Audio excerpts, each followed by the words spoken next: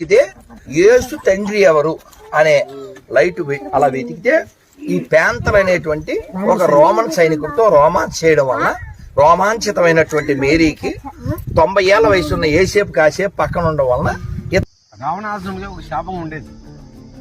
ఏదైనా ఒక స్త్రీని తన ప్రమేయం లేకుండా ముట్టుకున్నా తాకినా తల 1000 ముక్కలవుతాయని. కానీ వాల్మీకి రాసిన రామాయణంలో సీతాదేవి గారిని ఏ విధంగా తను తీసుకెళ్లాడో స్పష్టంగా రాసింది. గొడవల మధ్యన చేపెట్టి తను నొక్కి పట్టి తన తొడ మీద కూర్చోబెట్టుకుని పోయినాడు అనే ఒక మాట అయితే అక్కడ రాసి పెట్టాడు. భూమిని పైకెత్తి తెచ్చాడని లేదు రామాయణంలో. ఆవిడ జుత్తు పట్టుకుని ఆమె తొడల కింద చెయ్యి పెట్టి ఎత్తి పట్టుకెళ్లాడు రావణాసుడు. ఇష్టం లేకుండా పట్టుకుంటే తల 1000 ముక్కలు కావాలి కదా.